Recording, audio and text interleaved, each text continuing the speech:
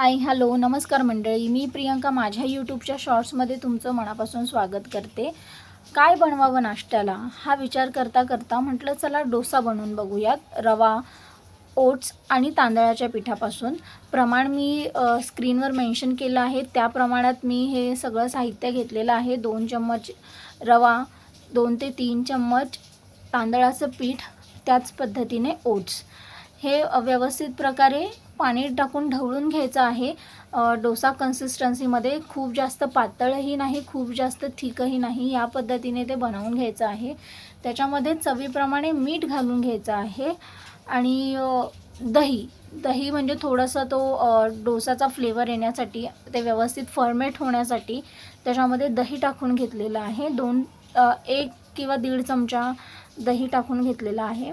मिश्रण चांगल्या पद्धतीने ढवळून घ्यायचं आहे आणि 15 ते 20 मिनिटासाठी ते बाजूला ठेवून घ्यायचं आहे।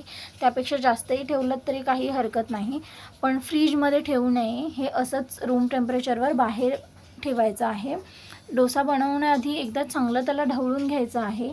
तवा गरम करून घ्यायचा आहे। पहिला डोसा बनवत आहोत, त्याच्यामुळे तव्याला थोडंसं तेल लावून ते ग्रीस करून घ्यायचं आहे। पण तवा चांगला तापलेला असला पाहिजे। तवा चांगला तापलेला असेल तरच आपला डोसा सुंदर असा बनेल।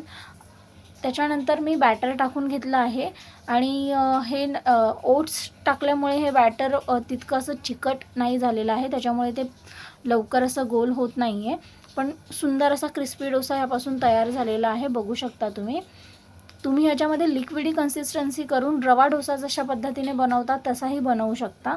खूप खायला टेस्टी चविष्ट झालेला आहे। झटकीपट 10 ते 15 मिनिटात बनलेला आहे।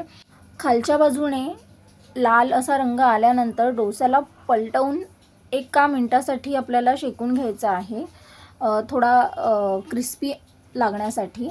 तर ह्या पद्धतीने तुम्हीही बनवून बघा। कशी वाटली रेसिपी मला कमेंटद्वारे नक्की कळवा। अगदी सोप्या पद्धतीने बनवली आहे, कमी वेळात बनत आहे। आपण डोसाचं पीठ जर रेडी नसेल तर ह्या पद्धतीने आपण नक्की करून बघू शकतो। रेसिपी आवडली असेल तर चॅनलला लाईक करा, सबस्क्राईब करा आणि अशाच सुंदर व्हिडिओजसाठी माझ्या चॅनलला फॉलो करा।